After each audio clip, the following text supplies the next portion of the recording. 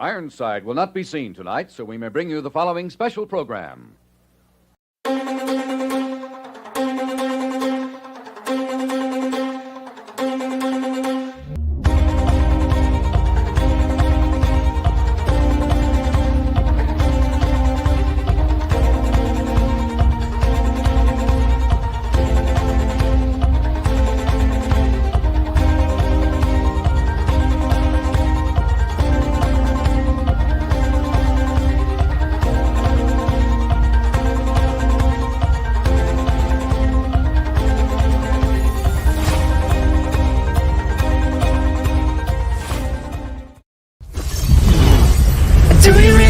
Do you really wanna take it?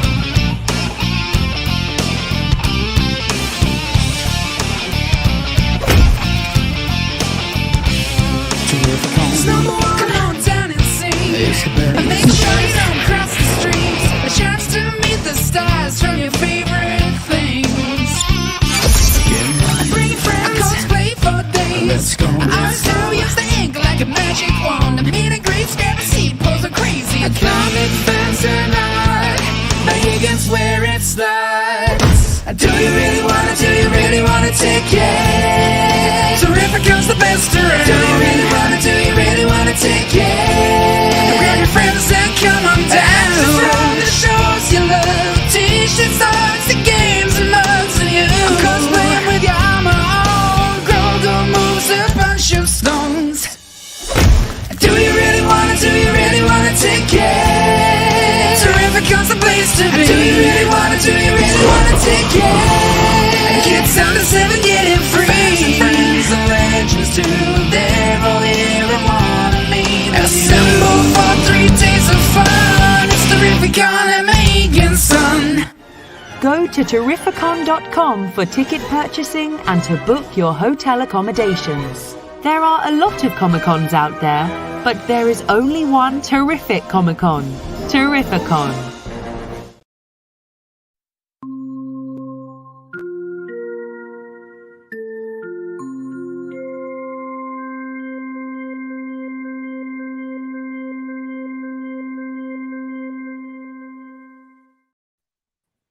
Welcome back, everybody. It's time again for an All Yeah Trek Watch review here at Word Balloon, the comic book conversation show. John Suntress here. Really happy to welcome Opinionoid Man himself. It's Ed Whitfield, straight from England. And Ed, it's great to meet you. And as I told you off the air, I have really enjoyed your written essays. We've got a URL that we will throw up here on the banner below us.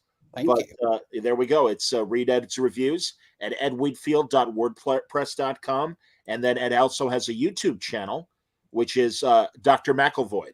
Yes, I look forward to your insulting comments. So do give me those. Outstanding, man. Well, Ed, God, we couldn't even help ourselves. We've already started talking about the NuTrek era before we were broadcasting. So cannot wait to get your general opinions. When did you start watching Star Trek and why? I've been watching it since I was in single figures, really. I think I must have seen it originally on UK TV when it was shown sometime in like the early 1980s. I love the original series. I was first in line to see The Voyage Home when it came out in cinemas in England. So I would have been 10 years old, something like that. Then sort of greedily went back and watched all the other movies and so on. So I was primed for TNG when it started in 1987. I couldn't wait to see it. I was really excited. And that was my Trek, really. That was my era of Star Trek. And that's got me on board, so to speak. You know, like everyone else, you know, to start with in the first season, I was like, oh, it's not Kirk and Spock, but I like these guys. But, you know, by the time you got to the third season of TNG, which for me is still the best season of television ever made, virtually no duds in a 26-episode season. Maybe just one episode that wasn't so good, Transfigurations, but all the others are great. You know, I was stuck with it, and that was it. And I've been a fan ever since. I hear you, man. Like I told you, I'm an OG. I go back to my parents and vague memories of maybe the last season of the original series. But when it hit syndication in the 70s, I was hooked. Like you, first season a little clunky on TNG, but great episodes still. I mean, I defend that first episode as, every show I think has growing pains in that first season. But I would say, and I wasn't all bad by any stretch of the imagination. It's obviously there are some episodes which, shall we say, have not aged so well, Code of Honor and things like that. But generally speaking, I mean, there are still shows in that season that I love, like the Big Goodbye, Data Law, for example. I love was it Heart of Glory, the Worf episode with the Klingon? Yeah, I loved it. I mean, that's the thing. No, absolutely. Data Lore with Laura and everything.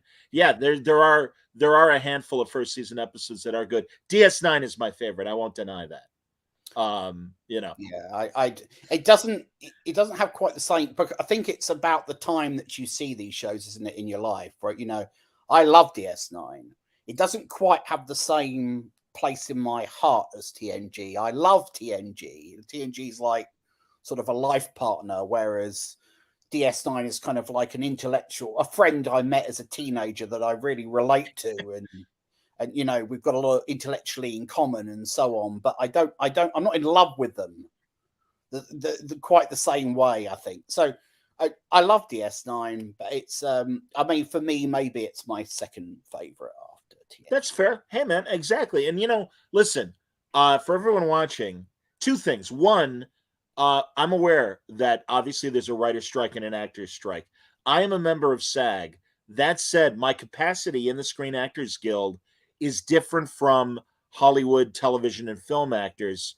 I have joined and am part of the news division in my previous role as a news broadcaster. I've maintained my union status, but there are shades of gray regarding the actors' strike and the SAG members and who can do what. In fact, we played the Terrificon commercial. Jeannie Francis will be at Terrificon with Jonathan Frakes' wife, who's a big soap opera star over here, Ed. I don't know if you knew that.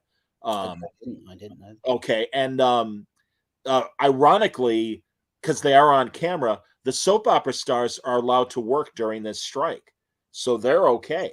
Why is that, John? That's unusual, isn't it? Beats the hell out of me, man. I mean, and truly, since the SAG members went on strike, we keep getting little dribbles of news of, well, they can do this, they can't do that. And as I was explaining to Ed, the good news is all the stars of Trek that were supposed to be at Terrificon are still coming. The bad news is they won't be doing any panels, which unfortunately affects me as well, because I was really looking forward to doing a DS9 panel and a first officers panel. What are you going to do? It's, again, I absolutely respect the union, and I don't want anyone thinking that I am being a scab by still talking about these studio shows and these celebrities. Again, we're not affected by it, so we are allowed to continue to critique what's out there. Anyway, that said, and we will get to the episodes as well, but I really want to know about Ed's background. Everyone, listen, I'm serious. I would not have that on if I didn't truly love the reviews that he tells. And he's a very great essayist when it comes to NuTrek. And God, I haven't read all your old stuff, but I want to, and I will get maybe cliff notes from you today, because eventually I do want to hear your thoughts on Discovery and certainly the 3 seasons of Picard. Yeah. And these 2 seasons of Strange New Worlds. But right now, let's focus. I knew we talk about these things, so I medicated before the show. Whatever you need to get through this hour, I appreciate it. Gets me through it. Absolutely, man. I do want to know. So before we get into these most recent episodes of Strange New Worlds, I enjoyed last season. In general terms, I mean, just like Discovery, I have my frustrations with their lack of respect for canon, because as a guy who's been watching Star Trek for 50 years, and not only watching it, but reading the novels, reading the comics, everyone who's been involved prior to this current regime of Kurtzman, Akiva Goldsman, Michael Chabon Star Trek, NuTrek as we call it, everyone else metaphorically has been able to color within the lines, respect continuity, respect canon, and tell original stories that don't interfere with, well, wait a minute, I thought Spock was a vegetarian, and despite what we saw in the Spock episode this season, that and I know he was supposed to be human, but him eating bacon, I'm like, man, if I were a vegan, I'd be a little offended by the fact that this joke that is so empty, and they could have had Spock pigging out on any kind of food, and it's like, really, bacon? It's like, okay, I guess somebody didn't read the memo or doesn't know the history of Spock. But I think you touch upon the main problem with NuTrek, right? Is that it isn't new. It's a sort of remake of Star Trek. It's a reappropriating of material. They look backwards, not forwards. Star Trek always looked forwards in whatever incarnation, from 1966 to 2005. It was aware of its own part. It was a unique thing. You had all of that continuity, all of that, that wonderful, rich sequencing of events that you could dip into, and you could jump forward and back and so on. But it was always about the next thing. What's the new element that we can introduce, the new stories that we can tell. Now it's about going backwards. It's about cannibalizing, asset stripping the franchise, basically. Yeah. And, trying to turn a show that the showrunners don't understand into a show they do understand. The problem is that the show they do understand is terrible. And the show they don't understand was revered and enjoyed by a lot of people. And they don't get that. They want to piggyback their show on old Trek. They want, because that's what gave, that's what gives their show its cachet. If it wasn't for old Trek, no one would be remotely interested in their shows. Can you imagine Discovery is a first run series without the Star Trek branding or Strange New Worlds? It would seem twee and strange and confused. No, it wouldn't have built a following, really. But because it's Star Trek, people have stuck with it. Some people have stuck with it.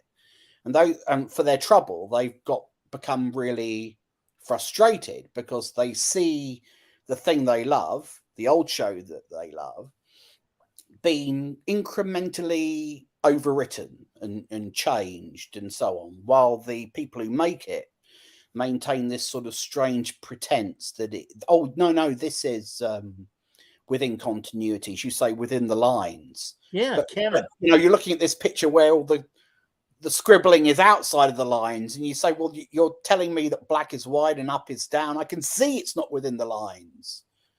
How stupid do you think I am as an audience?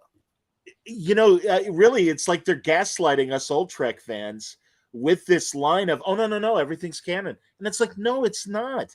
And good Lord, this season, especially of Strange New Worlds, literally, we're like, oh God, I can't remember the name of the actress, the old Hollywood movie, The Snake Pit, where it's a woman that's in the insane asylum and she's really sane. We're like, aha, there we go. Wait a minute. You just said that you pushed the timeline ahead so that the eugenics wars with Khan happened in the 2020s. And it's like, you didn't have to do that. And also, as you likely know, I'm like, listen, I am no scientist, I'm no mathematician, but when it comes to space and time, if you leave later to a destination, the likelihood is they're not going to hit Kirk's TOS Enterprise at the same moment, unless it moves all of those events along so that they no longer fit within the established timeline. You're quite right. And it means that Space Seed is gone. Wrath of Khan is gone. If Wrath of Khan is gone, then so is the Search for Spock and Voyage Home and Final Frontier and Undiscovered Country.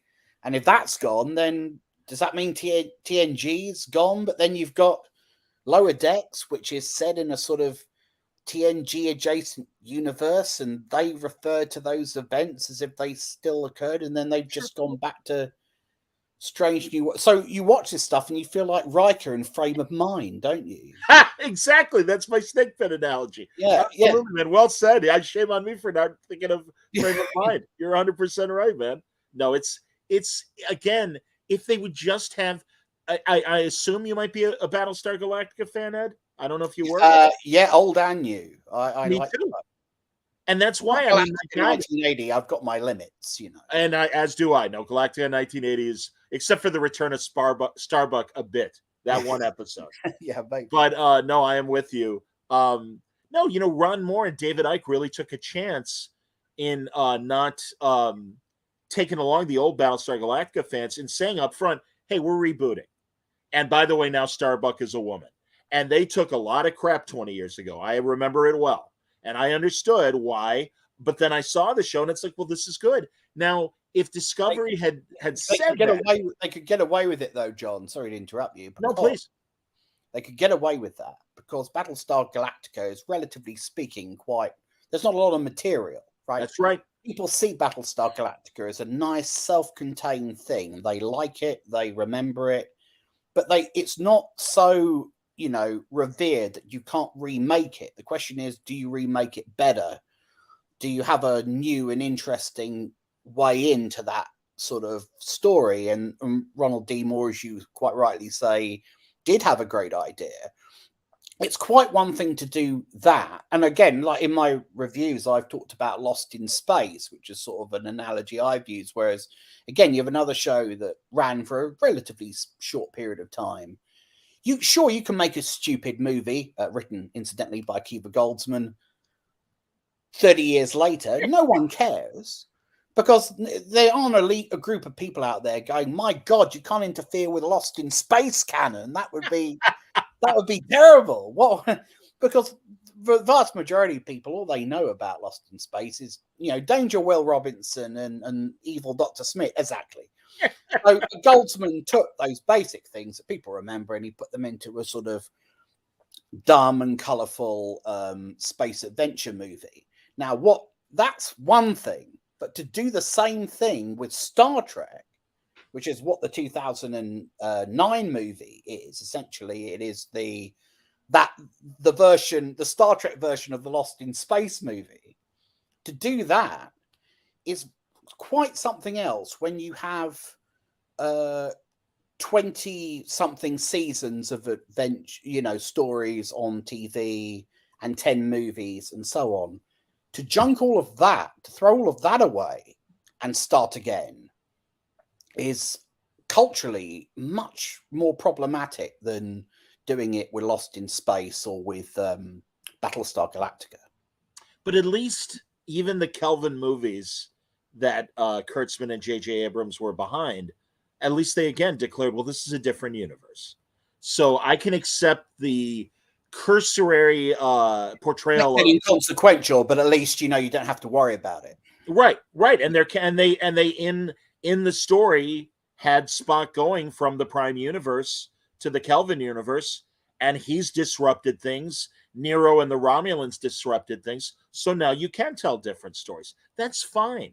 But that's why, again, this gaslighting of, oh no, this is our new Trek is absolutely in continuity. It's like, again, are we dumb? We're not dumb. I mean, that's why we love Star Trek, because just like Star Wars, all of this ancillary information, technical manuals, and like I said, the novels, the comic books, they all respected canon. They had to. Paramount vetted them, and they had people in control that are like, I'm literally reading a book that is a checklist of all the various novels that came out through the years, and then they have little interviews with the authors, and all of them are like, well, I wanted the story to go this way, but Paramount said no, or Richard Arnold, who was Gene Roddenberry's main assistant, was put in charge of the novels, and he would vet them. And I've even interviewed people like Michael Jan Friedman and John Jackson Miller, who continue to write very good Star Trek novels and respect canon. And again, this group now, I think we're very influenced by the Kelvin movies. In fact, as much as I dislike, and I want your opinions as well about this, the Paul Wesley version of James Kirk, I kind of think after seeing the time travel episode with La'an when they're in Toronto and are in civilian clothes, I'm like, this casting director chose Paul Wesley because he's a poor man's Chris Pine.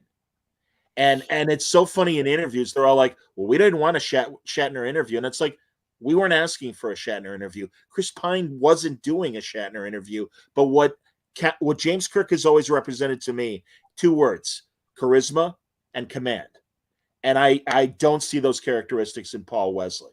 Your thoughts? I don't dislike him, but I can't take him seriously as Jim Kirk, because when I look at him, I'm afraid I see Jim Carrey in Saturday Night Live, and I can't get that image out of my head. And once it's in there, it's almost like, you know, a setty eel. You can't get it out. It's horrible. It sort of takes you over. His performance is fine, but he doesn't, and to his credit, he's not impersonating William Shatner exactly. He's trying to sort of channel the essence of the character. He's trying to find some, you know, trying to channel his, as you say, his charisma and his authoritative air, and, you know, that likable persona that he has that inures him to people and so on. And if you squint really hard, you can sort of see it. You can see something approaching Kirk, but it, you know, the trouble is, and this is the whole thing with NuTrek, why would you want to have a new Kirk? You know, Kirk is such an iconic character in a alternative universe set of movies. Okay, Chris Pine as Kirk, fine, all right, I don't care. Let's have Chris Pine as Kirk. But Kirk is William Shatner, right? Just as Spock is Leonard Nimoy. Absolutely. And sometimes actors so perfectly nail their character and they embody them, occupy, you know, so completely that anybody who follows after that is just always going to suffer unfavorable comparisons. And Paul Wesley is nowhere near where he needs to be in order to sell to us the idea that he is Kirk, or a new Kirk, or a Kirk that we would want to get to know. Because the problem is, every time, and this is true for, you know, Pike on Discovery, and then later Pike in this in Strange New Worlds, and I like Anson Mount. He's great. I don't have any problem with him at all. He's good, really good. But the problem is that all of the presence of these characters represents a threat to established canon. Every time they're on screen, you're always on edge if you're an old Trekker, because you're thinking, what are they going to do? What are they going to say? Is this the episode where they're going to do something which completely contradicts established continuity? And thereby, you know, it would be fine, like you said, if we knew that this was a remake or an inconsequential other universe, then it wouldn't matter. And we could sit back and we could enjoy ourselves. But the problem is, as long as the pretense remains that this is the same continuity, the only logical conclusion is that this is if it doesn't match up, is that it's an attempt to overwrite what's come before. Agreed. So you almost resent the presence of these characters. I wouldn't have, if I'd been making a TOS prequel set on the Enterprise, I wouldn't have made it in the first place because there were so many problems, particularly with Pike and Pike's fate. But if I was stuck with it, somebody put a gun to my head and said, Ed, you've got to make a TOS prequel, I'd said, okay, fine. But I'm not going to show any of the original series characters until I absolutely have to. I'm going to kick that can as far down the road as I possibly can, because once I show them, I'm locked into the events of the original series. And then I'm intruding on that part of Star Trek history. I want to put a bit of distance between me and the original series so I can introduce my own characters, tell my own story. Just like they did on Better Call Saul, for example, you know, with Breaking Bad. Yes. They put a lot of distance between them and the events of Breaking Bad, so they had time to tell their own story. And actually, interesting thing about Better Call Saul is that they said originally they intended the two to converge much earlier, but as they started to map it out, plot it out, get to know their characters, their new characters, they realized there was a lot more potential there and that they could spin it out a lot longer because there was more story to tell than they thought. And that's the right mentality. That's the right prequel mentality, that you sort of go all in on your new characters. You don't rush to bring in the old ones, because then where's the space for you to develop anything? You know, it's not there anymore, is it? So agree. And the other thing too was given that we only knew about Pike through the cage and through the 2-part menagerie, Yeah. there was so much opportunity to tell more of Pike's story. And I'm sure you felt the same way, that when he showed up on Discovery and Number One, and even, well, to a lesser degree, Spock, because I didn't like the way they portrayed him in Discovery. I don't like the fact that all of a sudden Spock was a dyslexic child. That didn't seem to jive with things like Yesteryear or even the Kelvin movies. But I really thought this was an opportunity to really get into Pike at Number One and even young Spock. And again, agreed that on the surface, I appreciate that this season, each episode is focusing on these other crew members, and that's fine. We should learn more about them. But it is disappointing that we are more than a season and a half into Strange New Worlds, and I don't know if Rebecca Romaine as Number One is on some sort of limited episode contract, because she's conspicuously absent from so many episodes.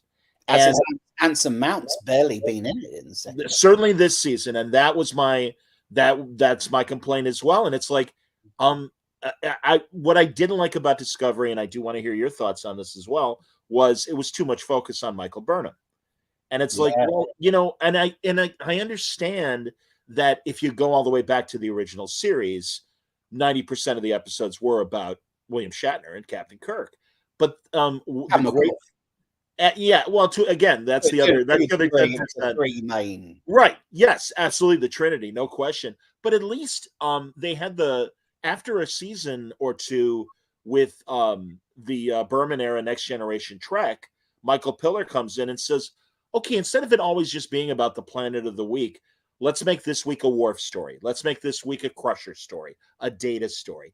And that's good, because we want to know more about this crew. Yeah, ensemble cast, exactly. Yeah, and it's like all of a sudden on Discovery, it's just the Michael Burnham show. You don't know anybody's name on the Discovery Bridge. At least on Strange New Worlds, they were very smart and like, all right, here are the new characters and everything. And again, I appreciate the focus on them as we get into these last two episodes, certainly episode 6 and Uhura episode. But there should be more for Pike and Number One, and they at least show a lot of Spock. I'm not crazy about the portrayal, but yeah, it's like I don't understand. And again, shame on us for having the preconceived notion that it would be about that trinity of Spock, Number One, and Pike. It's not. Well, yeah, your thoughts, please. I think there's more of an effort on Strange New Worlds to make it an ensemble show, make it more inclusive than certainly on Discovery. I think the problem with Discovery is that it was adapting Brian Fuller's original concept badly. They inherited a format in effect. Yes. It was designed as an anthology series. So the idea to make it a prequel to TOS, to have the emphasis being on, say, the first officer rather than the captain, that was a time-limited idea that was supposed to run as a limited series. And then, of course, you'd leap ahead maybe to the TNG era, and then you'd leap ahead perhaps into the unseen Star Trek future. But it was all supposed to be within original canon and continuity. And I think what happened, as I understand it, there are people out there who know a lot more about this than me, but the Secret Hideout hijacked that in development idea. And they decided that, because they have no ideas of their own, of course, and they turned it into, tried to turn it into something like a regular Star Trek series. So you've inherited the idea that the emphasis is going to be on the first officer, to the exclusion of most of the other characters. And you've inherited the idea, the bad idea, that it's going to be a TOS prequel. So the seeds of its failure were sown into that decision to turn it into a full-on ongoing series, rather than honor what Brian Fuller, as I understand it, originally intended. Something, I forget the name of the guys who are doing those fantastic Star Trek shorts at the moment is it for the Gene Roddenberry Foundation or something? Oh yes, Otoy is the name of the company. Otoy, and they've made some. If people haven't seen this, they've made some extraordinary short films that are silent for the most part, but they feature Ensign Colt from the Cage, and it's wonderful stuff, and it's completely authentic, completely congruous with the original series, and indeed with the Next Generation. There's a wonderful short about Spock visiting Kirk's grave on Viridian 3. Fantastic. Yes. The rendering of those characters, apparently with makeup rather than Isn't CG. that crazy? I mean, yeah, it's not CGI. It's incredible, photorealistic Leonard Nimoy. Yeah, it's a real. I mean, there are photos on Otoy's website of Yeah. the actor putting the prosthetics on to resemble Leonard Nimoy, and it's like, this isn't CGI. This is an AI. This is an actor with prosthetics who looks like Spock. And you're right. What you can do with makeup. I didn't know it was even possible.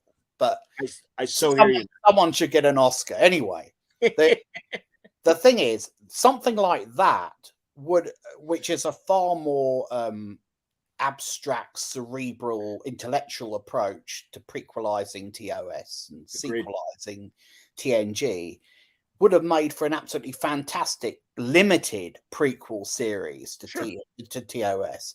If Discovery had been that, I think you and I would be singing its praises now. But instead, they took the raw material that they had. They took the outline that they had from Brian Fuller and maybe a script that he had written, and they Kurtzmaned it up. They added all the nonsense and shit that we associate with Alex Kurtzman and so on. And they turned the central character, we now lovingly call Michael Burnham, into this sort of insubordinate, attitudinoid, the comedy version of which is Mariner from Lower Decks. But now, so we've got two versions of the same character, but both of them are terrible. And that's why we've got that focus in Discovery on that character, because they didn't start from scratch. They didn't conceive it as an ensemble show. With Strange New Worlds, they did, in a way, like, as you say, they've got the characters that we know already. Number one's Pike, Spock. So naturally, that's where our focus is, because we're watching them. We're watching those characters, see what they do with them and to what degree they screw them up. Develop them over the course of Strange New Worlds. But they have adopted Michael Pillar's philosophy that you alluded to of the ensemble show, where every week the emphasis is on a different member of the cast. And I'll give Strange New Worlds credit in its first season for making much more of an effort to introduce us to those characters. We got to know them a bit. By the end of season 1, I knew who they all were and what they all did. And I knew something about them. So I care a little bit about what happens to them next. I didn't feel that way at the end of Discovery season 1 or 2 or 3 or 4 for that matter. I agree, man. I so agree. And even briefly mentioning Mariner and last night's crossover, which we've watched, and we will spoil a bit. I have to say, as much as I dislike Mariner as an animated character, Tawny Newson playing her live action was a bit toned down. She still had the attitude. One of the things I dislike, and I might even have, I don't have it as a still, or I'd play it. Nobody needs to sit through my plinking out the theme song on GarageBand as I did for the Trek openings that I do. But those like hooded eyes of Mariner, like, I know it all, and I'm kind of beyond all this Starfleet nonsense, annoys the hell out of me. But I have to say, it felt a bit toned down when you saw her live action, because she couldn't do that, because it's not human. She almost passed for human in live action. Yes. Not quite, but almost. And also Jack Quaid, and I have to acknowledge and appreciate that Lower Decks seems to have adjusted itself from that first season, where Mariner knows it all, and I don't know, this is an American show, an old 50s show, Sergeant Bilko, the Phil Silvers comedy. We have it, yeah. Okay, and I know, and actually I do know that it was well loved in the UK. That's what Mariner did. I would say Mariner is Starfleet Sergeant Bilko, where she's in Starfleet, doesn't really want to do the day-to-day stuff. The estate of Phil Silvers is on the phone. They want to sue. But yeah, gets around like her boring gigs, and that's fine to a degree. But I really like how the other actors in Lower Decks that they focus on, really the quartet, that the other three are all of us in terms of, hey, we'd be happy to stock shelves in Starfleet. And it's like, oh yeah, that Starfleet thing, it sucks. That was Mariner's attitude. And it's like, no, we're all like Boimler and Tendi and Rutherford, where it's like, we'd be thrilled to be working on the ship. And we'd be like they get, even in last night's episode, oh man, I can't wait to measure tachyons and stuff. So I've come to appreciate that level of fan service and humor that is in Lower Decks, because I do think the writing has improved in subsequent seasons. What do you think of Lower Decks in general and how they've been doing? I have my own private reasons for not liking it very much. I'll go into this a little bit. Okay, please. So as far as I'm concerned, the problem with it is that it is the laziest kind of Star Trek pastiche that they could have done, I think. There is a Star Trek sitcom to be made. Sure. Maybe. I'm not, it doesn't ruin Star Trek to have a humorous take on what's going on.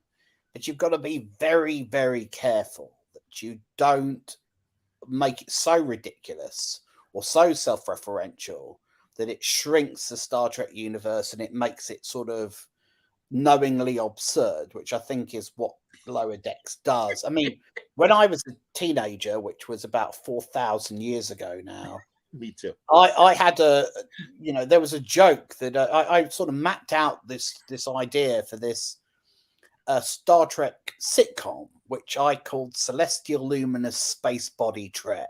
Right, this was my idea, and I mapped out whole seasons of potential story, and they were deliberately stupid. The joke was that they were tonally incongruous with what would be in a real Star Trek series, a serious Star Trek series. I think I even had a musical episode, and holy Christ, we're about to have the real thing, 30 something years later. I can't believe it. Anyway, that's one side. Indeed. The joke was this sort of thing would never make it into a real Star Trek show, because if it did, it would destroy Star Trek. You can't have a show in which the characters have the same cultural reference points as the audience. They shouldn't be revering the original crew of the Enterprise the way we do, or have the same knowledge of TNG and DS9 that we have. Sure. It shouldn't be. Watching Lower Decks is like being trapped in a room with employees of the Star Trek experience in Las Vegas. Those poor bastards who had to be in character and shepherd idiots like me through the attraction every day. And you, we were all there. We've all been there. And by the way, I love the Star Trek. No disrespect to the Star Trek experience. It was fantastic. Absolutely. I had 2 warp core breaches and nearly died. That a boy, me too. And it was great. Lots of dry ice, goldfish bowl. You had to be there. Anyway. Good Lord, yes. And I had a Riker steak as well, but we won't get into that. Nice. Now, the point is this.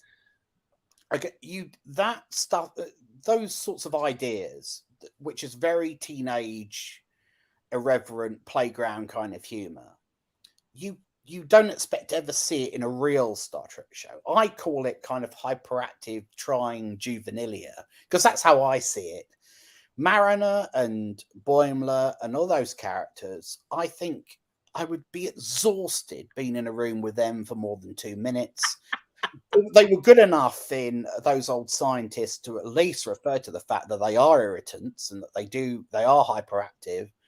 But I hate the way they talk. I hate the fact that they talk like sort of teenage degenerates. Every time they say dude or cool or like or whatever or anything like that, I want to put my fist through the screen, and help get them by the throat and strangle them, because it was long established back in the old days in what we used to call Star Trek. You may remember Star Trek. Vaguely, yes. Several years ago.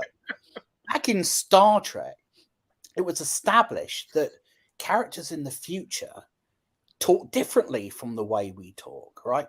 They forgot this. Even in the revered Picard season 3, they forgot it, right? Oh, yeah.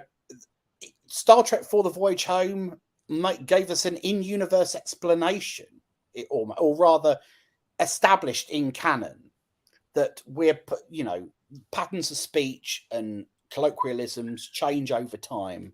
By the time you get to the 23rd and 24th centuries, people don't swear anymore. They don't use modern day idioms. They, in the same way that if we traveled back to Shakespearean times, we wouldn't know what the hell they're talking about half the time. True. So true.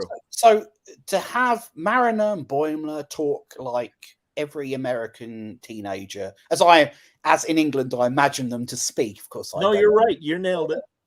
So sorry, America. I didn't mean to offend.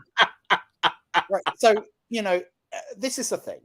They shouldn't speak that way. They speak that way because that is the register of the people who write Lower Decks. That's the humor they understand. If they don't write characters who speak like idiots, they don't know what they're doing, blah, blah, blah, right. blah, blah. It's the audience that they're aiming at, which is a younger audience, a more contemporary audience. And that's one of the reasons I hate Lower Decks, because it does what all NuTrek does. It splits fandom down the middle. We all I was saying to you before the show that we all used to be one big Trek family. The only arguments we had around the dinner table at Christmas were about which Trek we liked best. Was it TNG? Was it TOS? Was it DS9? There's always a black sheep of the family who preferred Voyager, but we didn't talk to them too much. Do you remember we used to mock people for liking Voyager as their best? I was a bit more forgiving, but I always say Voyager has a third of their episodes that are good Star Trek, and then you have a third that are very bad Star Trek, and then you had the middle that were just kind of, I hate to use the word meh, but yeah, they kind of were. And also, conversely, not only would we sound ridiculous to the Shakespearean age with our modern parlance, but also the idea that Discovery could go 1,000 years in the future and be the solution to so many problems. And it's like, can you imagine a Viking suddenly appearing in 21st century Earth? And it's like, I have a solution. Why don't you sacrifice a goat to Thor and the Thunder God will solve this for you? I mean, that's it. You have to, I was saying this to another friend the other day. The great thing about Shatner and the original series was Shatner would throw around styrofoam rocks, but he believed that they were rocks. And as long as the people that were acting and writing Star Trek believed in their universe, we believed. And that's the problem. And in fact, a good friend of mine, I won't out him because he's a very famous comic book writer, is like, it's almost like the current writers. I don't blame the actors at all. They can only do what's given to them. But the current writers and producers, they're kind of mocking us old school Trek fans in that, isn't this silly? And especially this season, there was always room for a Trouble with Tribbles or a Piece of the Action or Trials and Tribulations on DS9. I can't think of, the episode with Matt Frewer where he's the Matter of Time. What was it called again? Matter of Time? Matter of Time, I think. Yes. Okay, so those are all humorous Star Trek episodes, and that's fine. First of all, as you said, you had 26 episodes, so you had more room to tell those stories. But you could have the joke episodes in a long season as a breather, right? But not the whole season. You can't have a whole season of it. And even last year with the Spock Amok and the body switching of T'Pring and Spock, I'm like, all right, that's their comedy episode. And even the crossover, which I actually liked for the most part. I have my little nitpicks. But I liked it enough because they telegraphed, we're doing this one episode this season. Okay, that's cool. 1 is fine. 3 is not. And like you said, I am dreading the musical. I don't think it's going to be fun. I appreciated when Buffy did the musical back in the day because it was novel and they wrote songs that were actually in continuity, like made sense for the characters. I think of when The Flash and Supergirl had their musical episode, and all they did was sing oldies like a Glee episode. And much like that, and now with Star Trek, it's like, I didn't come to watch Star Trek to see the cast sing. You know what I came for Star Trek for? Star Trek. And we're not getting it. Drama that has integrity and makes you think. Makes you think. 100%, Ed. Good Lord. And we were talking before we started recording the Una trial episode. I was really hoping for a balanced argument. Absolutely. Others feel neglected and compartmentalized and not part of society. That's a fine argument on Una's side. Starfleet has a legitimate side, as you and I were discussing regarding eugenics, and these are the dangers of eugenics.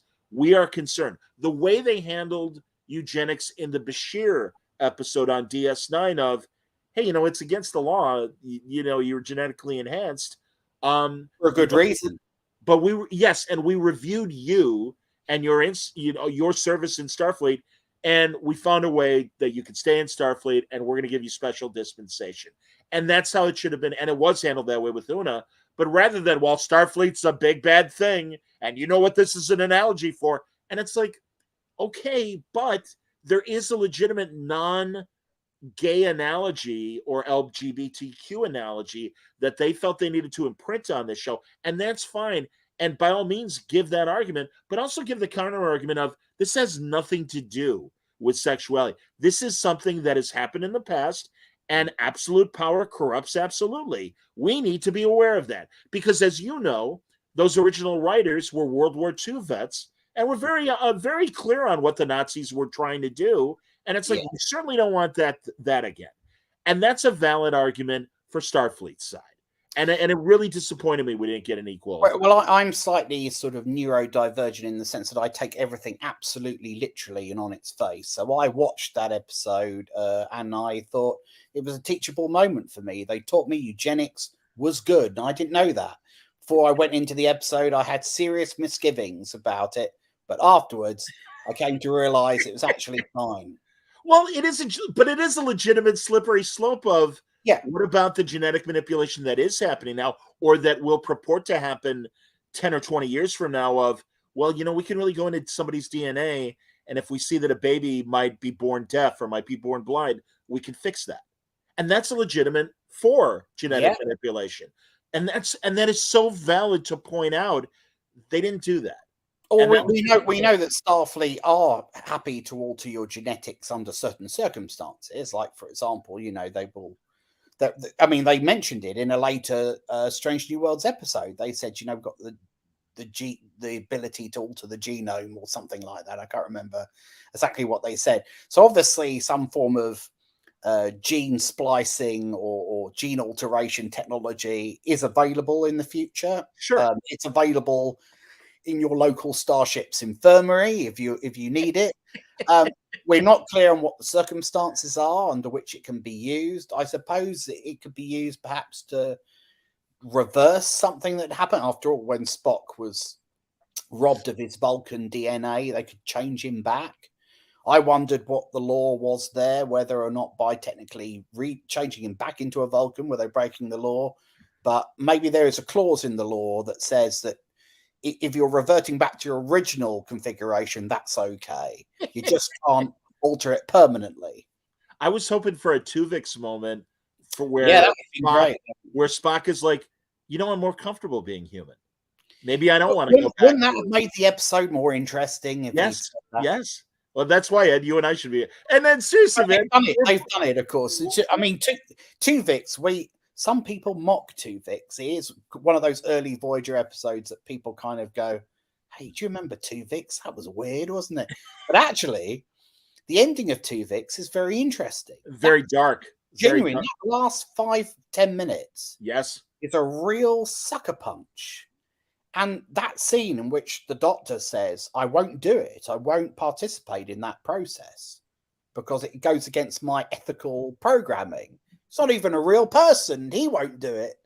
And Janeway has got to make that call, Do I keep this living creature who doesn't want to die, or do I effectively kill this man to bring back my two friends who, strictly speaking, don't have a voice in this argument because they've been superseded by this joint consciousness or whatever? It's a very interesting ethical, philosophical dilemma of the kind we used to watch Star Trek to enjoy and think about.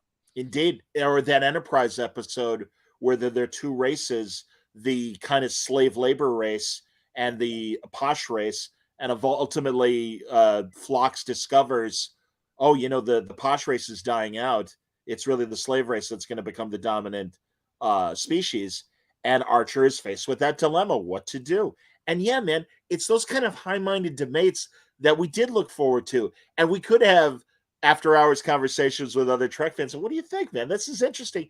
And But I love that, don't you? I love it when Yes. Star Trek throws up those little dilemmas for us to argue over. Like, the season 1 of TNG had Symbiosis, didn't you? Where you had, Picard made the call. It's going to let that the entire race of drug addicts go through the hell of cold turkey, because ultimately it's been cruel to be kind. In the short term, it will be horrific for them, but it will break their dependency on the other race that are exploiting them. Yep. So it draws his help in order to free up a whole planet of people. Great. And instead we get simpleton science fiction of the most basic. We've got the musical episode of Strange New Worlds coming, John, aren't you? Excited? Yes, and then more comedy, and also let's treat Mr. Spock like a young we'll use American high school. Let's just give a note of praise here where it's due to Boimler in the latest episode of Strange New World, because to my intense surprise and shock, he went on the Enterprise and he actually started to critique this stuff. He's like, hey, that's not Mr. Spock. Spock doesn't smile. What's going on with Spock? Have I done this? I don't blame him for thinking he might have corrupted Spock with his idiocy, because if I were Boimler, I'd think the same thing. But no, we know that actually it's his relationship with Chapel, a relationship that we suspect would never have happened under normal circumstances, that is to blame. So I'd be interested to see what they do with that, because they've made a point of noting it. They've marked our card, haven't they? What are they going to do? Because Spock, to be Spock, can't be in that relationship. He has to have that distance. That's his, that intellectually is what he chooses to do to retain his logic and to retain his focus. He doesn't allow himself to be distracted by these things, not to any great extent. So where are they going to go with that? Or is that a prelude, a sinister prelude, to overwriting the character of Spock and introducing us to a new Spock? Now Spock's got a vision of the future, like Pike. They've got a choice, haven't they? They can. Do we want to be the people that the future says we are, or do we want to go down our own path? We've been given that Cassandra-like look into our own futures, and so we can change it. Convenient if you're Akiva Goldsman and you intend to change it. Dude, I am so with you as far as it's almost conspiratorial as far as that attitude of these are the problems with TOS. We need to rewrite these characters. T'Pring, it's all this sympathy now for T'Pring. And, she's kind of jilted and Spock should have taken her more in his confidence. And it's like, excuse me, amok time. She tried to kill Spock, or she was willing to let Spock die. That's a femme fatale, if I could put it in noir statements. And it's like, I'm sorry, I don't, again, my theory of get out of jail free for this series is, Ed, is much like we saw in the time travel episode with La'an, where the temporal cop comes and says, yeah, listen, you can't talk about this with anybody. I think at the end of this series, because it also solves the La'an, Noonien Singh problem with all of a sudden Khan is there and like, didn't we meet somebody like this years ago? I think the solution is another temporal cop or the same temporal cop will come and say, I'm sorry, you don't belong in this timeline. You need to go. She will go. It will erase these experiences and perhaps the Spock-Chapel relationship as well, that they'll all be reset for TOS, but in cheesy... Why are they wasting our time with it then? Well, I agree, but wait, in cheesy kind of bad writing things, some sort of totem like the watch that La'an had that she took with her from the alternate timeline and stuff. Something will exist so the viewers will know, well, she still existed. It's okay. But they're going to do that, or as you say, no holds barred. We've already got our Kirk, a new McCoy and a new Scotty and the like might be waiting in the rings. I really hope they don't rewrite this continuity. I suspect that is their plan. And it is such a disservice. And for all the warts you want to impose on 60s Star Trek, and it's a fair cop because, again, it was a different time. The lead actor always got the girl, and the girl changed every week, and nobody blinked for over 2 decades before the 80s, and it's like, yeah, maybe that's not cool anymore. That's the Let's not official do- history of the future you're talking about, John. It's set in stone. I don't know, Ed. Honestly, it's I don't know what their plans are, but I agree. And also the Spock Chapel thing, like, and again, forgive me, old TV references. American TV show Moonlighting with Bruce Willis and Sybil Shepherd. Yeah, I love Moonlighting. Well, oh, great. Okay, so will they or won't they? Will they or won't they? Well, when they finally get together, all the sexual tension is gone. And my God, we're only a season and a half into Strange New Worlds, and Spock and Chapel are off to the races. And it's like, well, now where do you go? You've consummated this relationship. And again, how does this jive with TOS later down the line? And that's one of the things I liked about last night's episode, the crossover episode, where Spock is saying, wait a minute, I act like this in the future? Well, wait a minute. I don't know. So I don't know what they're going to do with it. It's a different kind of tension, isn't it? Because they've created a relationship which they know shouldn't exist. And so what do you do with it? You have to do something. You have to sync up that with TOS somehow, unless you are at some point in the future going to do a Moonlighting and have all the characters in Strange New Worlds turn to the camera and say, hey, who are you? Who are you out there in the world? We're characters in a TV show and we do whatever we like because we're self-aware, you know. Unless they're going to do that, at some point, they're going to have to make an on-screen declaration to us, the audience, as to whether or not Strange New Worlds is canon or not. Now, I think what they're waiting for is for there to be more of their fans than there are TOS fans. They're cutting us dying out. There is a split down the middle in the Star Trek family, as we discussed. There are the old fans, gentlemen like you and I, more seasoned veterans of the show, and there are younger kids out there with flags in their Twitter bios and Insta accounts and TikToks, and they love NuTrek because they're deranged. They have different priorities, and those kids love it, and they think that it's their Star Trek, and so on. And when the time comes that there are enough of them, you know, we've all fallen away because we've grown so disillusioned and disgusted by watching our you know, cultural touchstones soiled and desecrated and so on. We fall away, they're left. Then Akiva Goldsman, as soon as he gets that signal, yep, there's only 8 original Trekkies left. The rest are our people. He can push the button and say, yep, this is Star Trek now. Don't worry, we've overwritten all of that old stuff, all of that unreconstructed, old, bigoted crap that your dad used to watch. That's all gone. And what we're making is real Star Trek. And that's when he'll declare, but he won't declare yet, because the people who make Star Trek now are still reliant on the brand as it was established in the past. Yes. To invest their shows with meaning. No one cares that their shows aren't strong enough to stand on their own. That's why they brought Pike into Discovery in the first place. It's an admission of failure.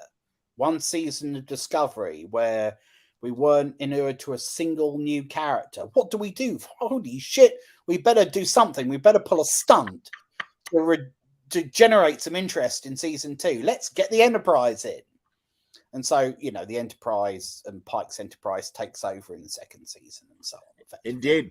Right. That's an admission of failure. You didn't see Spock in TNG until season 5, right? That's the difference. In Next Generation, absolutely, yeah. Right. Well, God, they were an established brand and a show, a phenomena in its own right before they brought a member of the original cast back as a guest star. Well, and even season 3 cameo aside. I was going to say the Sarek episode in season 3. Oh, yes, and again, I've read Mark Altman and Ed, I forget the co-author's name, but the 50-Year Mission books, they're amazing if people watching haven't read them.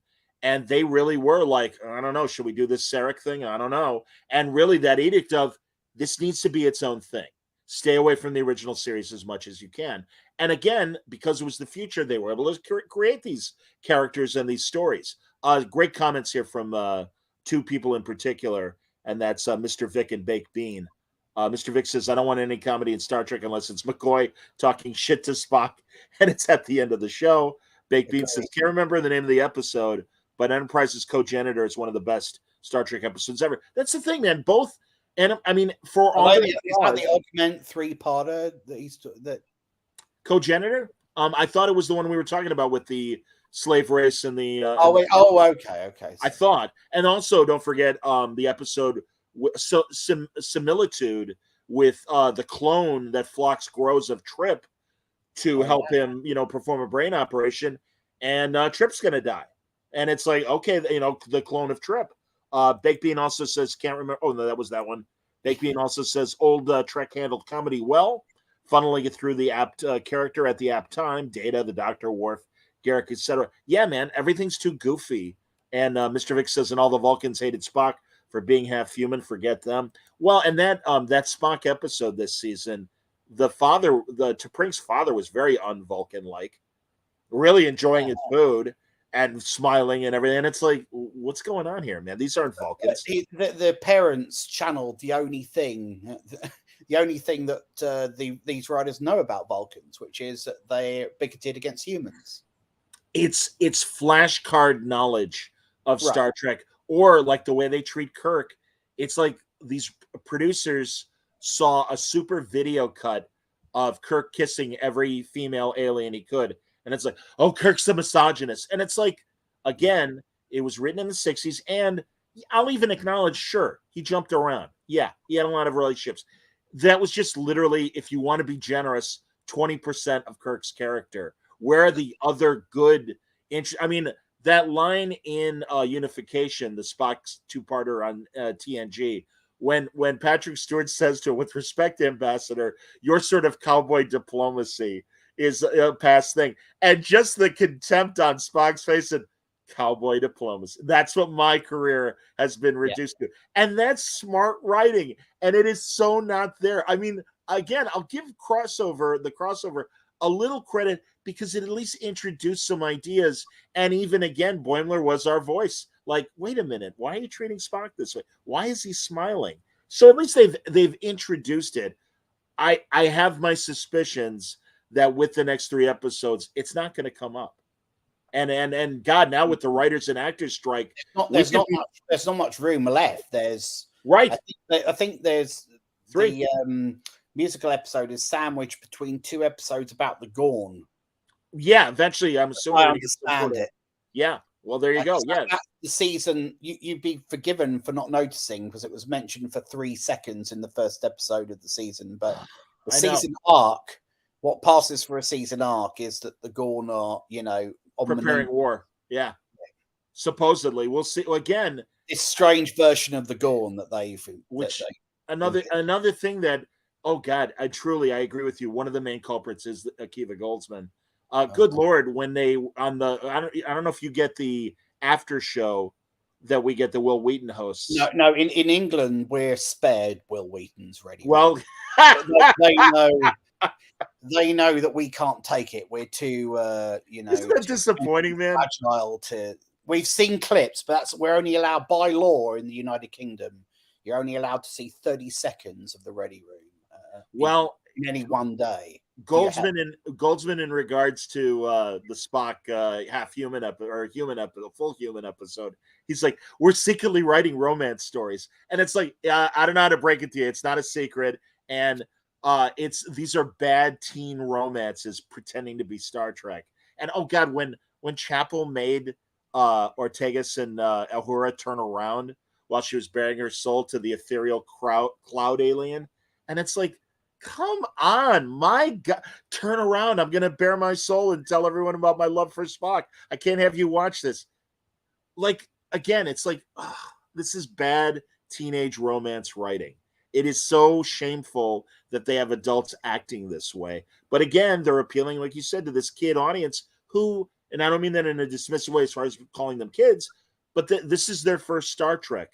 So they're very comfortable with these choices. But they're in a strange position, aren't they, that they themselves have created. And this is the flaw in having Strange New Worlds as a show at all, is that you've lumbered yourself with these characters, or a character like Spock, that's already had this huge long life on television.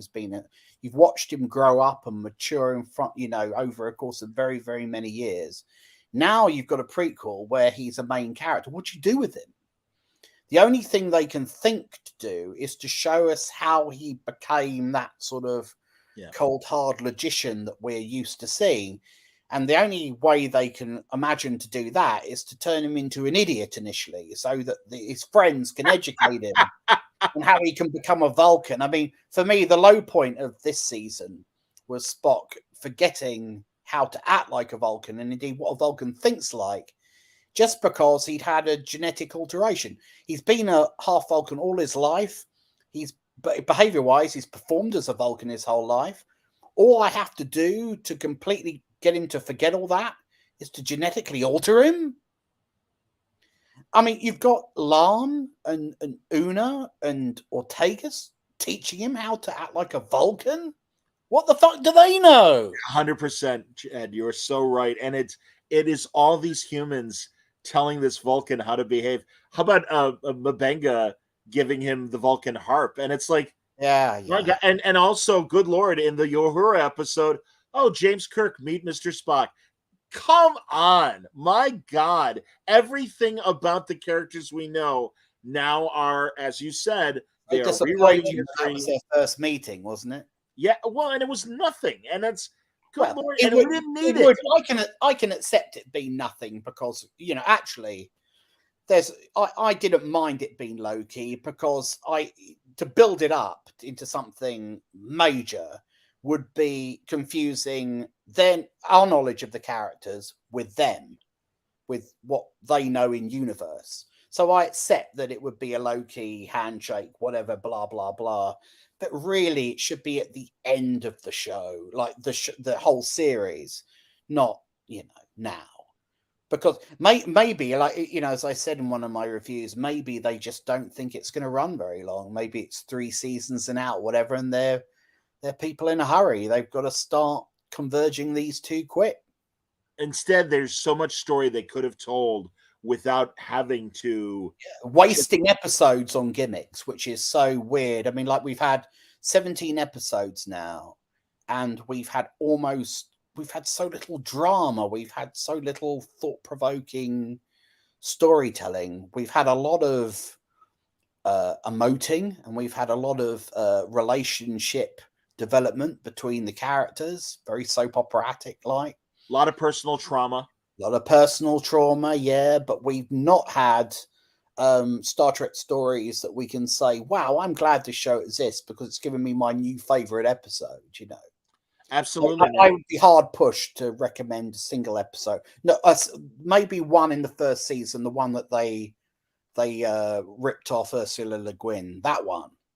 But, and I'm glad you brought it because I was going to do it as well. As much as they ripped her off, at least it felt like a Star Trek episode. And I think good episode, yeah. Yeah, I think it's the best one that Strange New Worlds has made so far. Because, again, it asks this very interesting intellectual debate of, yeah, they're abusing this one child, but as the woman who represented the planet said to Pike, well, can you guarantee that children don't suffer in your way of life? And Robert Meyer Bernard has said very eloquently and often that they didn't credit Le Guin for it. They didn't, this is a show that is absolutely has no moral scruples at all about ripping off other writers and not giving them any, not paying them, not giving them any on-screen credit, just as they did in Picard. Was it season 1 or 2? 1. Where they essentially adopted the character of A Measure of a Man. Bruce Maddox, Bruce Maddox, Melinda Snodgrass's character. Indeed. Great episode. Did she get a credit? Did she know anything about it until it aired? I doubt it. Well, and even further, DC Fontana's backstory for number 1 that she did in the novels. And my God, DC Fontana, who when they think of it, they laud as an important Star Trek creator. But my God, especially in this era of promoting women characters, promoting women actors, and women writers and directors and the lot, well, here is this woman that was there from the beginning with the original series that not only wrote this wonderful backstory for number 1, created the animated episode of the original animated series Yesteryear, which they borrow from very generously all the time, the parts that they like. And it's like, my God, this woman was so responsible. She was the story editor. She was rewriting Star Trek episodes. That was her job, and was so important to the whole mythos. And yeah, to like you said about Ursula Le Guin, whose credits are vast and amazing. I mean, yeah, it's crazy. It really is crazy. So I don't And understand unethical, either. unethical to rip them off and not credit them. Well, I mean, Well, technically, I know, you know, we can argue about, but you know, well, they own everything. I mean, Star Trek, Paramount can do what they want. Star Trek writers have always looked to literary inspiration and Sure. theatrical inspiration and so on for stories. So you could argue, okay, you know, it's not a new thing to take an idea and sort of adapt it for Star Trek and Yeah. so on. But I think when it's that on the nose, when it's that close to the story, you really do need to acknowledge the source material, because you have effectively copied it. You haven't adapted it. You have ripped it off. Agreed. No, I agree. I hated the final episode of season 1, being Oh the God. House of Terror, and it was like watching college students act out a Star Trek scenario.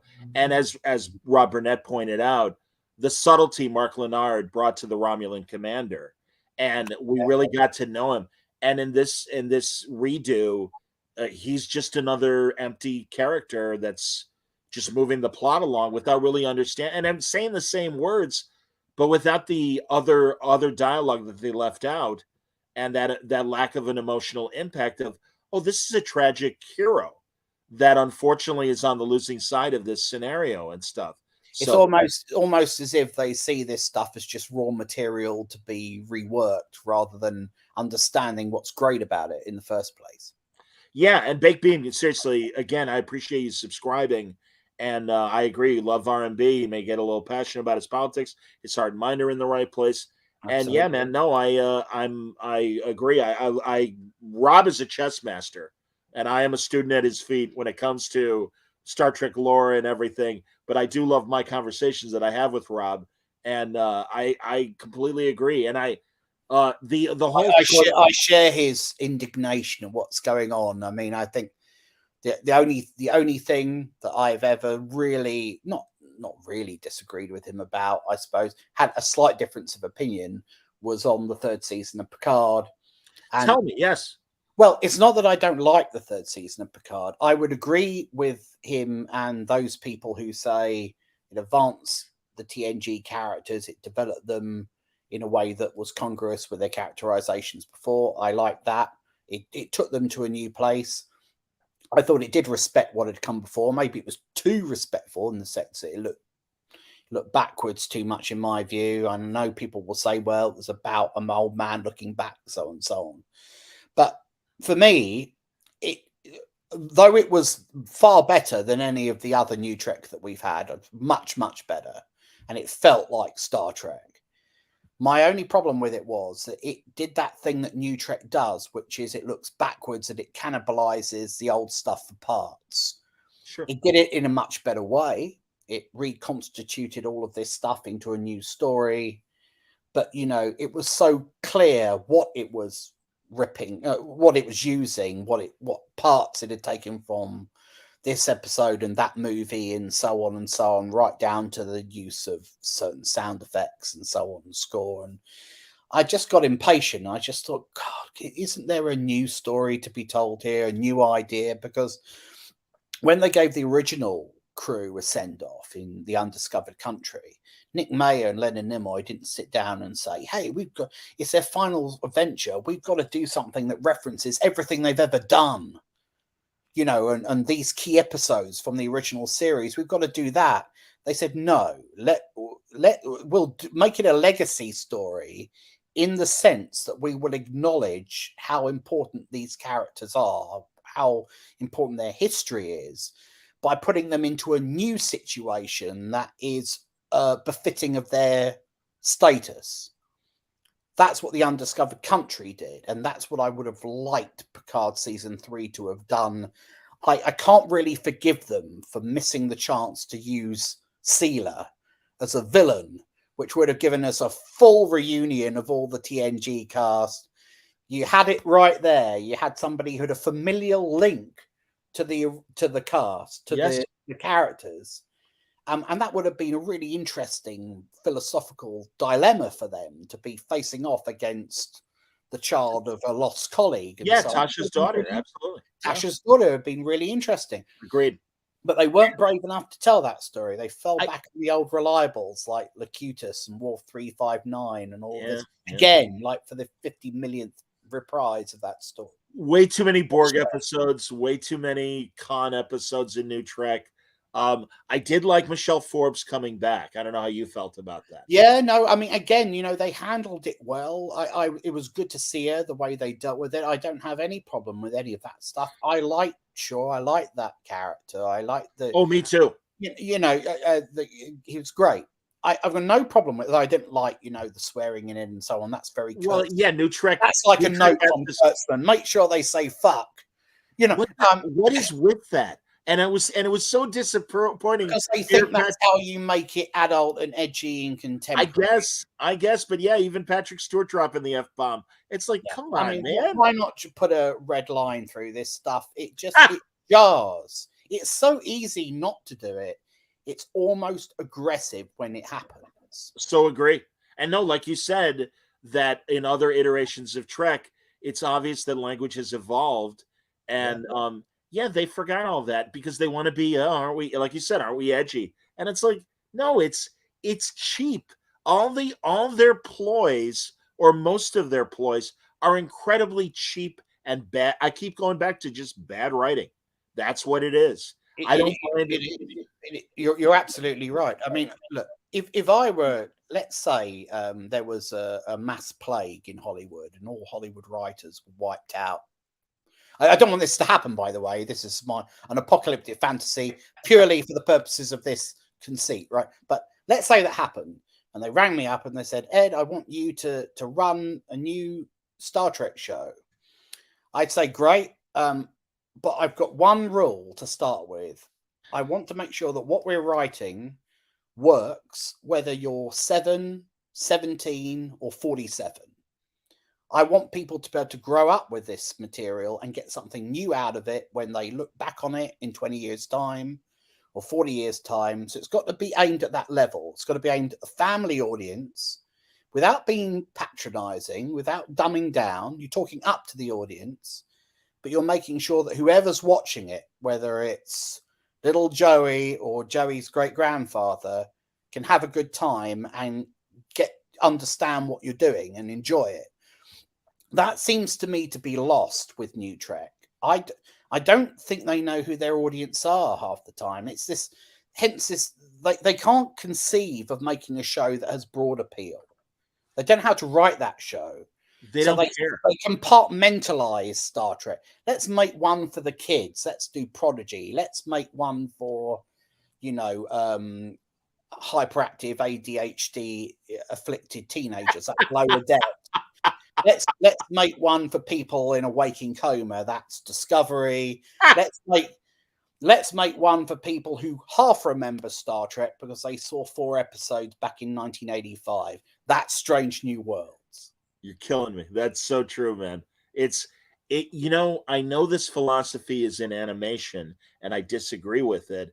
And I don't know how deep beyond Trek and some other shows.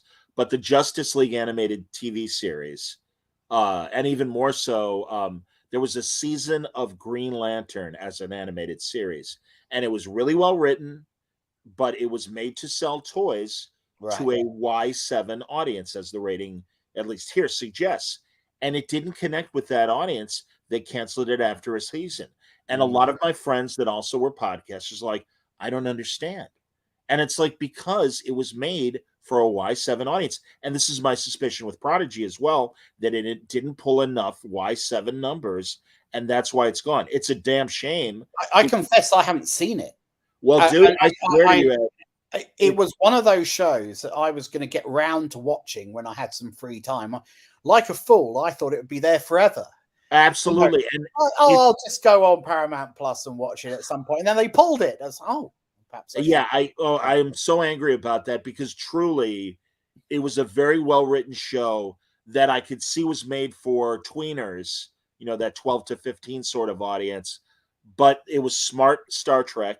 Yeah. They did a very good job having a young cast, but telling real Star Trek stories. Once it found its footing and they established who all the characters were, man, that second half of that first season got into some really great Star Trek. Oh, really? And to not only decide to not go ahead with the second season, but to pull down that first season, what a disservice. And it's like, you got to let people discover this thing, no pun intended, but also I hope that another platform will see the quality and want to pick it up. That's what happened with the animated Batman series that's still in production.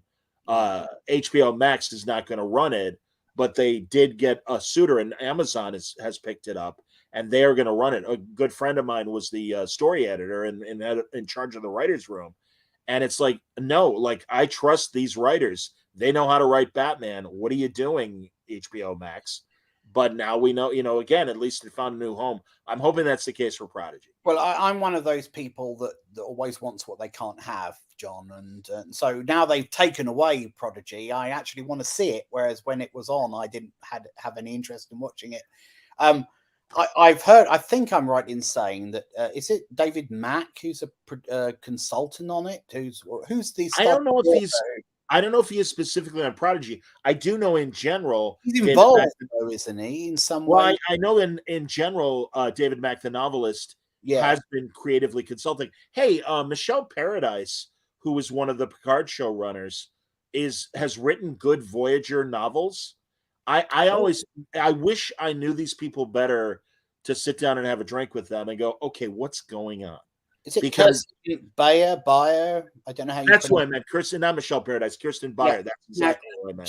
She's an interesting case study because my understanding, I haven't read any of her Voyager novels, but I am told that they're pretty good. And they are pretty good. And so I'm surprised in a way by how poor her contribution is to TV Trek, because she wrote one episode of Discovery, which was the one where they were trapped in a sort of fungal universe or something like that, which I think one of my toenails has been there. But that was okay. It was kind of structured like a conventional Star Trek episode. And I remember thinking, yeah, this looks like it's been written by somebody who knows what they're doing. But then she's contributed, I think, to Strange New Worlds. And I'm afraid I've been really disappointed by. I don't know whether it's because she's hemmed in. Maybe they're all hemmed in to a degree. That's what I think. Go on. But I mean, who knows? But well, somebody knows. If you know, tell us. Put it in the comments. No, but the thing is, something's either the writers who work on these shows are just terrible. They're just people know. They're writers for hire. Hey, John, you did me a favor 20 years ago. Do you want a job on Star Trek?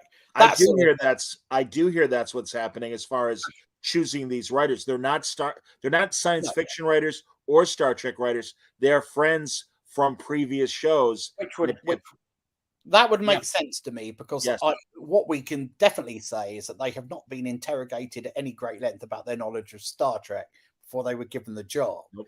I mean, look, why should they know anything? Akiva Goldsman doesn't. Alex Kurtzman doesn't. So why should they? Agreed. It'd be unfair to impose on them that burden when the showrunners themselves don't know anything. But, I'd be interested to be a fly on the wall in those writers' rooms and know to what degree do they have the ability to kind of put forward these arguments about, if I were in that room, would I be able to say we can't do this because it contradicts established canon, or like Jeff Goldblum in Jurassic Park. We're thinking so much about whether we can do it, we haven't stopped to think whether we should. Indeed. Do those people exist in Star Trek writers' rooms? I think they're hemmed in. Listening to them. No, I think they're hemmed in. And further, what was my point I was going to make? Because I completely agree with what you're saying. They no, in fact, the science expert that they even featured on the Will Wheaton show last season, the first Uhura episode they did, one of the bridge crew says, well, as we know, space is very noisy. And it's like, again, I only have a grade school knowledge of science, but it's like, no, it's in a vacuum. There is no sound in space. And it's like, and again, it's like, hey, look at our science advisor. And I had a friend. There's noise of sorts, but not the type that you can hear like you would if you were on the ocean, for example. There you go. And I blew up in front of it's not that kind of noise. It's, I do have a friend who was a writer's assistant and even helped I mean, God only knows what the writer's strike, and when they finally do get to production of the Michelle Yeoh Section 31 film, which is a ridiculously bad idea. But he did tell me there are knowledgeable Star Trek writers in the room, but ultimately it is the showrunner's decision of, do we agree and want to go with canon, or do we do our own thing? And I do, because I asked to go specifically about the science advisor, and it's like, no, she's there and she makes legitimate points. Sometimes the writer's room is like, well, nobody cares. I mean, warp technology doesn't exist. Let's not worry about hard science. You remember in classic Trek, there used to be, I don't know if you remember this, but there used to be such a thing as like a writer's guide or template that you could get. I think it was for DS9 because, of course, they had an open submissions policy. Do you remember? Oh, yes. My friend has the Bible that was given to get submissions. What a wonderful thing that was for prospective writers to be able to take a chance and send in script, you know, and a few people were taken on staff through that policy as well. Now, they showed you a sample. I can't remember where I saw it. I saw it somewhere in a book, some Star Trek book somewhere, but there was like there was a sample screenplay. I think it was for a DS9 episode. And you could see inserted, there were gaps in the dialogue where they would put the word tech. And that's where you put in the technobabble. Sure. They talked to their science consultant. I think Andre Bermanis, was it? Or somebody? Right. He became a writer after starting as a science advisor. Right. And they said to him, Andre, we need to, what's the thing that we can put in here that works on real scientific principles? That's right. That will make this script work. So you get stuff like the Heisenberg compensator, for example, right, which explains transportation technology, because Heisenberg said you can know, I think, the position of a molecule or an atom or whatever, or its size, but you can't know both at the same time. Or so, look, the scientists in the audience know what I'm talking about. They'll correct me. I don't know what I'm talking about. You know, you tell us. But the thing is, the way they got around it was that's the problem that Heisenberg put forward that makes transportation technology impossible in the 20th century and 21st century. So what do? They just sketch in the Heisenberg compensator. Problem solved. Sure. We don't know how it works. We don't need to know. The point is, it's in there. And because it's in there, the transporter works properly. Now, that's the kind of attention to detail that as a teenager, I got excited about, because I was like, I hadn't heard of Heisenberg until I watched Star Trek The Next Generation. It was wonderful that it used to teach you little things like that, or introduce you to names and concepts and ideas that pushed you down certain rabbit holes, you know. And that was one of the wonderful things about being a Star Trek fan, that it sort of opened up your mind to different ideas, and schools of thought and so on. The Contra, Red Letter Media made a very funny parody of, I love them. They made a very funny parody of Discovery, season 2, I think it was, in which they mocked the technobabble. You know, they basically just came up with a lot of basically horse shit that sounded vaguely scientific, that didn't make any gibberish, essentially. And it showed the contrast, because there is a difference between gobbledygook and technobabble. Indeed. And that video, I don't know where it is, seek it out on Red Letter Media's channel. That video brilliantly illustrates the difference between the two. I remember the first time I had ever heard about a Dyson sphere was the Scotty episode of TNG. Yeah. And what an interesting concept. And it's like, again, and it was, you know, the C story in that episode or whatever. It wasn't even the B. Well, I guess it was the B story. Yeah, it's just the setup, just the frame of the story. Yeah. But again, it introduced this very interesting scientific notion or theory. And it's like, wow, that's really cool. I've actually learned something. And God, you know, prior to not being able to do these panels at Terrificon for a moment, and I need to do it because I'm not doing the panels anymore. I didn't want to piss anybody off, but I really want to like make a mock-up of those infamous books, Algebra for Dummies or whatever. We're experiencing Star Trek for Dummies because it is so dumbed down and it is so disappointing that it isn't the intellectual stimulation that it was for decades. And it's really insulting to us old Star Trek fans that to paraphrase Michael J. Fox in the movie The American President, we're so thirsty that when a charlatan comes and has us in the desert drinking sand, we think it's water.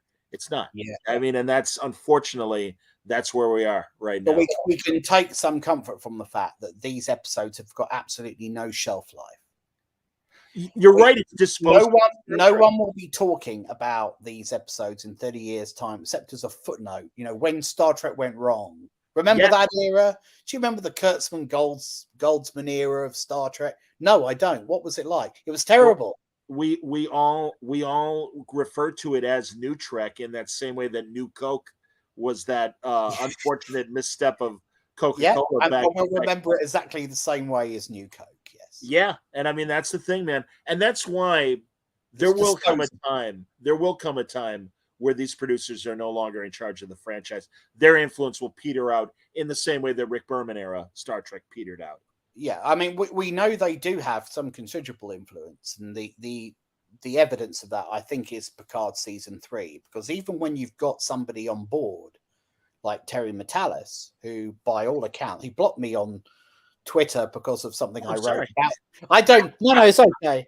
I'm completely over it. I'm not in any way bitter. But I understand. I don't know why he did. I think because I might have written something that he didn't like about, you know.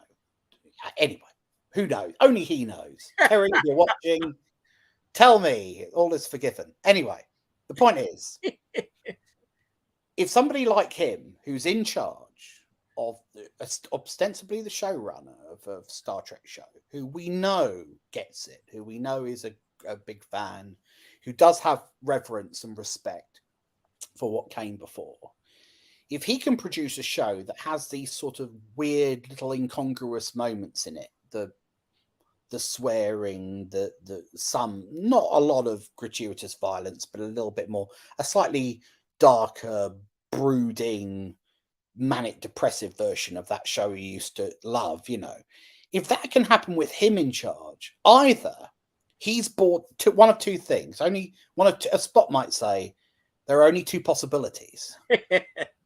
Either one, he's bought into it. He's bought into the Kurtzman Goldsman view of Star Trek, and he's serious, not towing the company line when he says they did great stuff, their own takes, blah, blah, blah, their own vision, etc., etc., etc.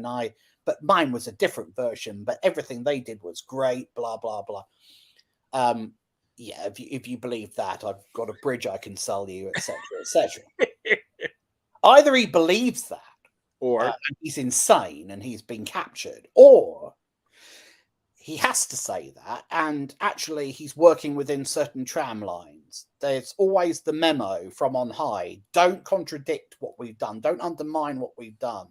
Don't overwrite what we've done. Remember that your show is a limited show that exists within our sphere, within our universe. Yeah. It's got to fit in with that. Yes. Otherwise, we're sending a signal to the audience that we regret what we've done, or that we made a mistake, or something like. We have to all show a united front, right?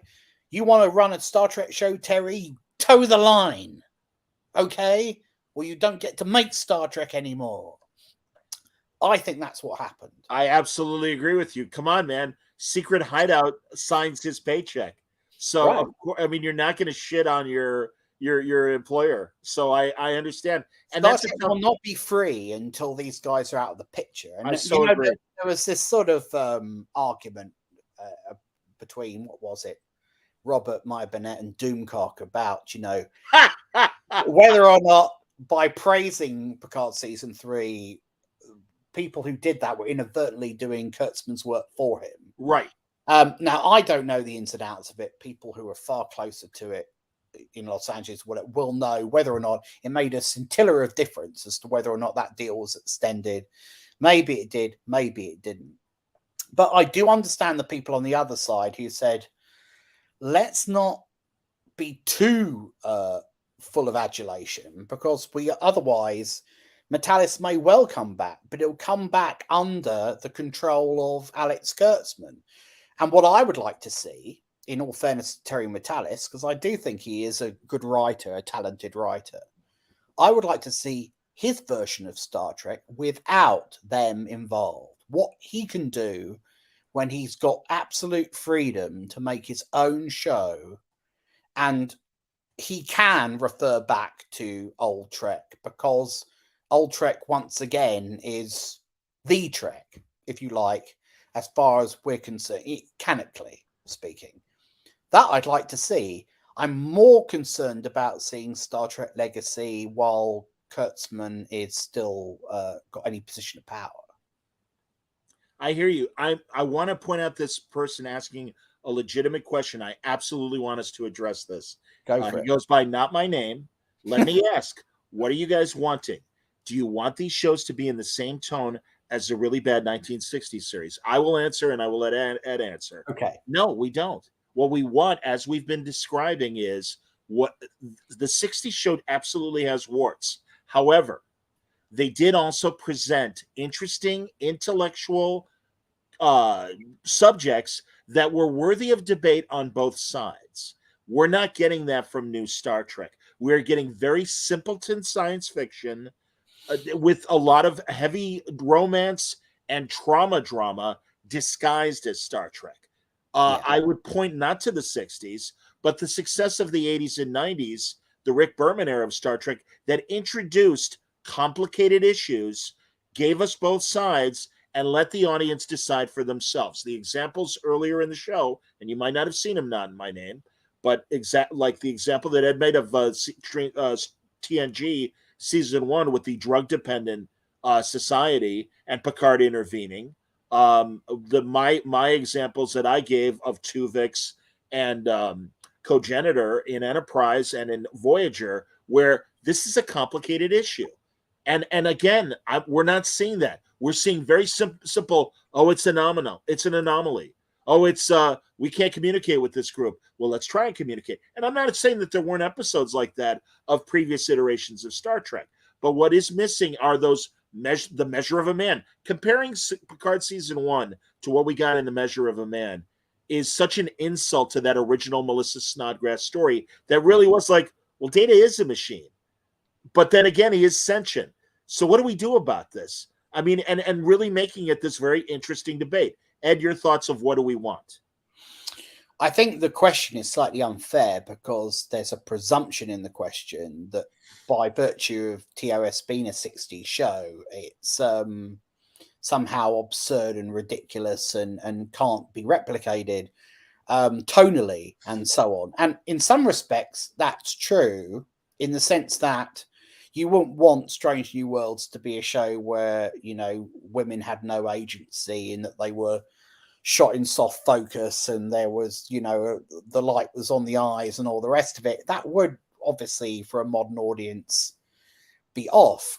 But Star Trek isn't like a lot of 60s TV shows. This is the thing. I mean, like, I think you can say that a comparison with something like Lost in Space is instructive because Star Trek is a lot more of an idea show. It's a lot more cerebral. It's it's got a lot more to say. That's why it has endured. Indeed, something like Lost in Space has not endured. Right in the same way, it's a sci-fi silly show that didn't pretend to be anything else. Star Trek was different. Go on. Yeah, and that doesn't mean that Star Trek, the original series, doesn't have silly moments. I mean, sure it does. You can laugh out loud when Kirk is slapping himself in the face, for example, and things like that. But okay, we love all of that. That's the kitsch part. Yeah. Shatner's performance is part of what makes Star Trek so wonderful, of course, and that's why it's missed when the character is reinvented. But what do we want?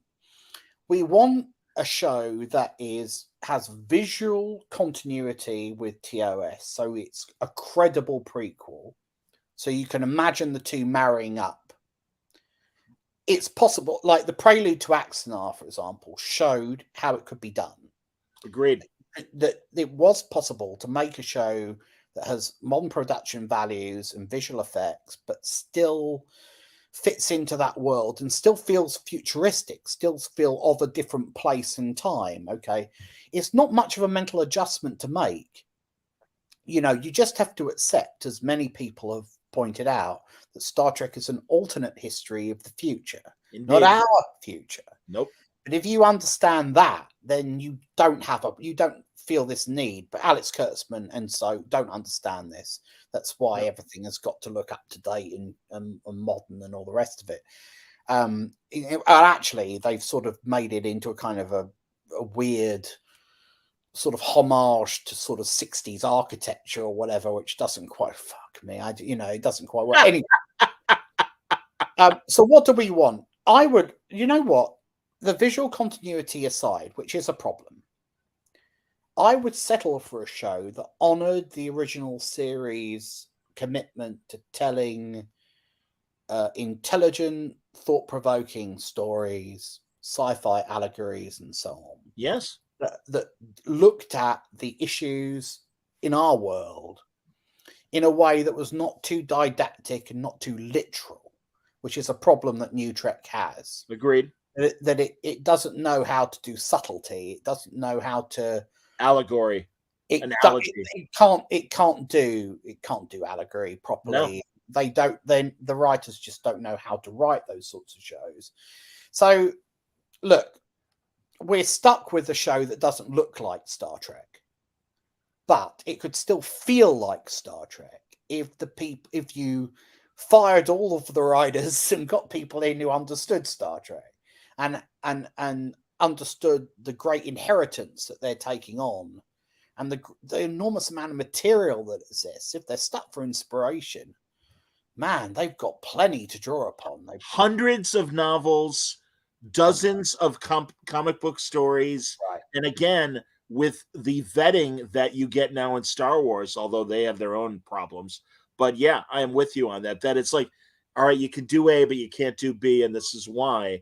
And there is nothing like that. And honestly, not my name. You said, okay, thanks. I jumped in late in the stream. Personally, not a big fan of NuTrek either. Thanks for the clarification.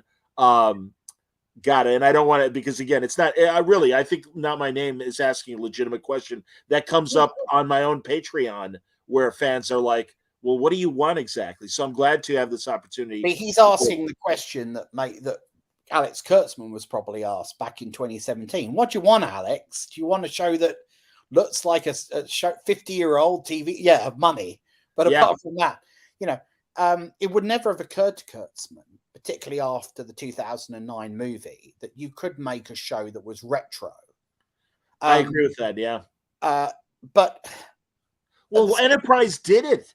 They do the Animator two-parter, and it looks like the original series. I mean, it like you said, and Axanar, the fan film, Prelude to Axanar, for people who may not know, it can be done. I'm assuming that if you're a Trek fan, you probably know Prelude to Axanar. No, it can be done. I'm less of a critic. Will we ever see Axanar, I wonder? I don't think. Say again?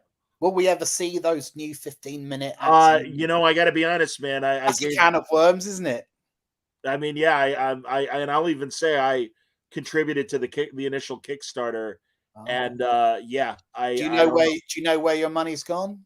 Well, I got a bunch of patches and a Blu-ray of Prelude to Axanar. Okay, but what was going to come next, and we're still waiting. And I have many friends, including Rob, that were a part of that production and no longer are, and even some subsequent people that were involved. What are you going to do, man? I mean, it is what it is. Oh, and Langley also says that Trials and Tribulations clearly match the old continuity in a very positive way. No, yes, it can be done. That is a textbook example of how you do it when you have respect and reverence for what's come before. I have to admit, I am less inclined to knock on the current product, even though it takes place supposedly in the past, doesn't match up. And I agree with you that it could have been done and should have been done. But I'm less about that as I am about the characterization and the storylines lacking in intellectual debate, Yeah. smart science fiction, deep characterization. As we both say, they're leaning on modern parlance as they do. It's too simple. It's too easy. And I'm sorry, Star Trek has for over 55 years challenged us and asked us to think about the ideas that they're putting forward, even going back to the 60s. Let us be your You last want to like it, don't you? You want to like Strange New Worlds. 100%, as someone else said in the talk here. It's That just they make you know, it so Nadine hard. said it. We want to love NuTrek. We really do. It's the truth. I mean, and truly, every week I have the opinion of, well, maybe I'll like next week's episode better. Yeah. And that's why truly the crossover was okay. I mean, it wasn't great, and I still have my little quibbles about it, and I'm looking forward to reading your review of it when we're done, Ed. And also, Ed, I hope I'm not. If you liked it, you might not look forward to it so much. Well, no. I mean, okay, good. No. I mean, it was all right. It was completely. Let's briefly touch on it. Yeah, please. It was lighthearted, fun. You could say. Yeah. It was okay. Yeah. The main problem is, and this is what I said. To paraphrase my review, to summarize my review, what I said was that it lays bare the problem with Strange New Worlds, which is Strange New Worlds is itself a cartoon. If you haven't seen those old scientists yet, I won't spoil it, but there is a scene at the end that will make you think about tone and about the show itself, and whether it's as incongruous as you imagine the writers think it is. That's all we'll say until you've seen it. Okay, fair enough. I mean, I don't mind. I know it just came out last night. Those two shows, Strange New Worlds and Lower Decks, when you see on paper that they're going to do a crossover, you think, how would that work? Now, they make it work by not dwelling too much on the fact that one is animated and the other isn't. But there are a few sort of in jokes about that, about, feeling you look more realistic, blah, blah, blah, all this stuff. But the real reason, if it works, and I suppose it does work superficially, if it does work, it's because those shows are closer in tone than they should be. Agreed. Well, certainly this season. Certainly this season. So they've done it at the right time. They've done it at a point where Akiva Goldsman has thrown his hands up and he said, fuck it, let's just... Why are we pretending that we're a serious drama series? Look, we're here to have fun, kids. Let's have fun. And it mocks us old fans that appreciated the drama aspect and the action adventure of Star Trek. And I will say, we got a slightly interesting Orion B plot last night in the crossover. I wish we had more of it. And again, it was very basic. And there's nothing wrong with what they did with this Orion B plot, but it served the episode fine. And again, I didn't mind. I mean, they told us in the trailer. It made you wish that they had started with that idea and spun that into an episode, right? Agreed. God, David McKay is like all the science is out already. Yes, it was a shock to everybody, but in a surprise, they dropped it last night, Saturday night, for people who might be listening on audio when I put this out as an audio and didn't know. So yeah, you don't have to wait till this coming Thursday for those old scientists crossover episode. It is out on Paramount Plus. They showed it a couple hours earlier at San Diego Comic-Con.